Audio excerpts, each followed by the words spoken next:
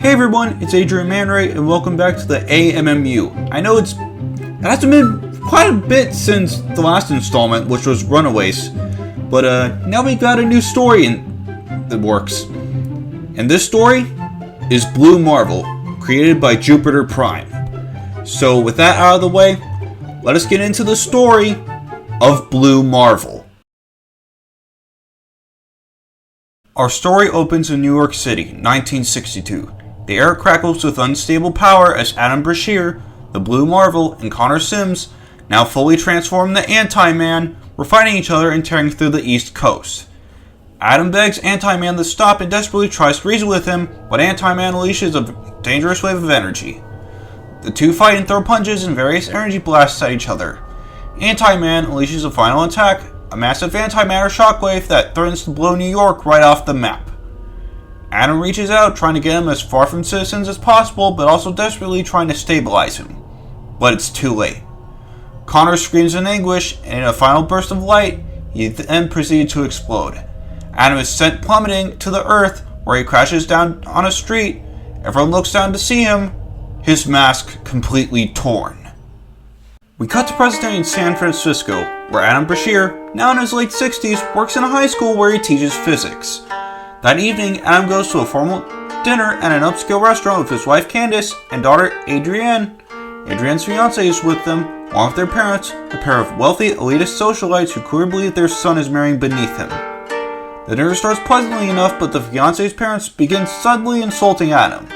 Adam is about to snap until he's stopped by a sharp jolt of pain running through his side. Candace notices and places a calming hand on his.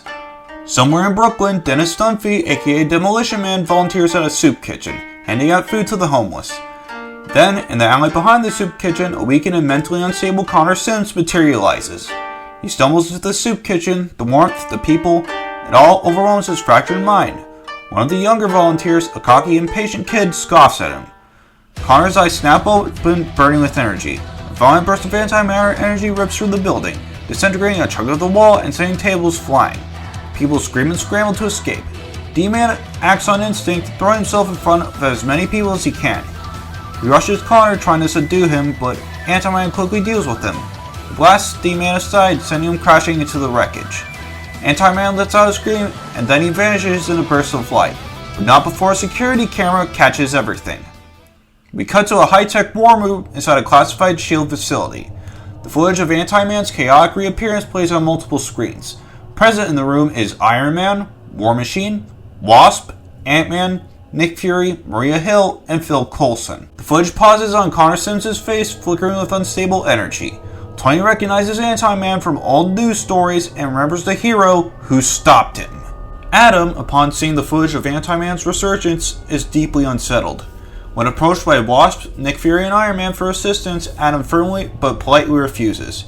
He provides insight into Anti-Man's abilities and offers advice. Meanwhile, Ant-Man, disoriented and weakened, is mugged on the streets. His powers react violently, incinerating his attackers. He is later discovered by Calvin Carr, the younger brother of the original Chemistro, Curtis Carr. Carr sees an opportunity in Anti-Man's instability and manipulates him into an alliance, signing grievances against Blue Marvel and telling him he knows a way he can get power. Meanwhile, in a university in Brooklyn, Kevin leads a group of students on a field trip, introducing them to advanced technology, including an experimental portal device. Suddenly, Anti-Man arrives, drawn to its energy. He absorbs the power from the portal, triggering a catastrophic event. White Tiger arrives to stop him, but Anti-Man overpowers them. The ensuing battle reduces the university to rubble. Kevin is critically injured in the destruction. Adam is devastated by this. After a heartfelt conversation with his wife, he finally decides to return as Blue Marvel. At S.H.I.E.L.D. headquarters, Blue Marvel reunites with the team. During a meeting, he clashes with Nick Fury and Red Hulk over the approach to handling Anti-Man. He insists on a diplomatic resolution while Fury and Red Hulk advocate for brute force.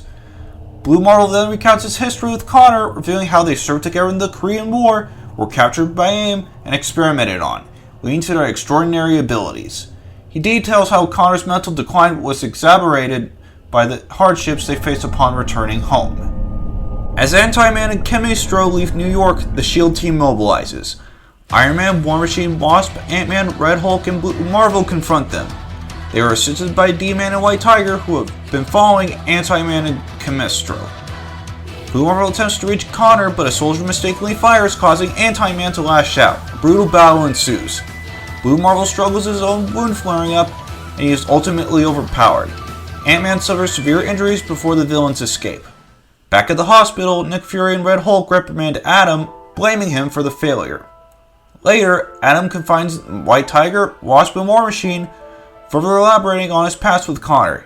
He recounts how after his last battle, society's response drove him into isolation. Those who didn't despise him for his race feared him, which felt worse. The collateral damage from their previous fight also played a significant role in his decision to step away from heroism. After analyzing Anti-Man's movements and motivations, Adam pieces together his next destination, San Francisco. The very machine that granted them their powers now rests in a museum, and Connor is headed straight for it. Anti-Man and Chemistro arrive in San Francisco, targeting the machine that can amplify antimatter energy. As Anti-Man approaches the device, Iron Man, War Machine, Wasp, and Red Hulk move in to intercept, while D-Man and White Tiger work to evacuate civilians. Red Hulk charges in first, but a single antimatter blast sends him crashing through a skyscraper. Wasp and War Machine attempt coordinated attacks, but Anti-Man warps space around himself, making their weapons useless. Iron Man desperately tries to keep him at bay, but his repulsors barely slow the antimatter-fueled behemoth. Meanwhile, Chemistro enacts his plan, using his alchemic technology to destabilize the city's foundations. Adam takes his wife Marlene, daughter Adrienne, and her fiancé to safety. He shares a brief moment with them before soaring to the battlefield, heading straight for Anti-Man. As he arrives, he finds Connor absorbing antimatter from the machine, growing more powerful but also increasingly unstable. Seizing his moment, Adam slams into his former friend, sending them both flying through multiple buildings before crashing into the Golden Gate Bridge. Chemistro sees an opportunity and charges a blast meant to kill Adam mid-fight, but White Tiger intercepts him, delivering a final bone-crushing blow that knocks Chemistro unconscious before he can execute his plan. The fight between Blue Marvel and Anti-Man escalates. Connor, now barely human, radiates chaotic antimatter energy, ripping apart the bridge's steel structure.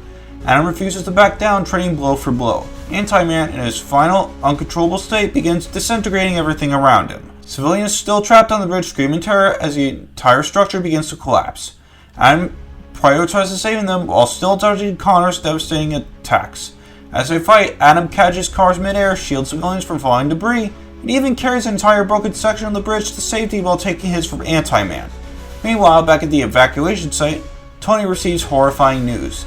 The United States has authorized the use of a nuclear strike at San Francisco to eliminate Anti-Man.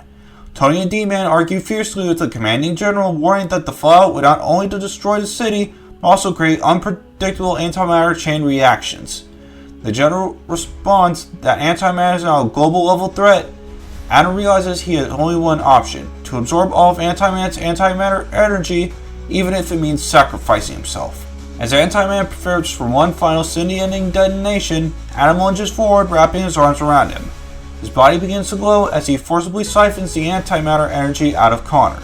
The sky erupts in blinding light, forming an energy sphere that expands over the ocean. Adam lets out a final thunderous scream as he channels all the energy outward, unleashing a controlled explosion over the Pacific Ocean. The nuclear strike is called off at the last second. Adam and Connor are found unconscious, floating over the water. War Machine and White Tiger pull them from the wreckage. Adam's suit torn and body badly injured, but he survived. As Adam wakes up, he sees his family watching over him. Adam chooses to fully embrace his heroism, knowing that the world still needs Blue Marvel. Weeks later, he gets a new suit and flies over San Francisco, ready to protect the world once more, as the Blue Marvel. The first post-credit scene shows Adam sitting at a bar with the group. Rhodey, who had noticed the wound earlier, asks if that was a result from Anti-Man. Adam shakes his head. He reveals that weeks after the fight, the government reached out to him for help with something worse. Rifts from another reality had begun appearing, spilling out strange, monstrous creatures. He fought to stop an invasion, but he isn't sure if he finished the job. The camera pans out, revealing a dark, swirling rift deep in the negative zone where something stirs. The second post-credits scene shows Nick Fury, Maria Hill, and Phil Coulson in a shadowy room. Fury slides a file across the table, and Maria looks at the title, revealing Project Sentry. And that was Blue Marvel. Thank you guys so much for watching. Make sure to subscribe to Jupiter Prime. Make sure to subscribe to my channel for more AMMU content. And this is Adrian Manray, and I'll see you guys next time. Bye-bye.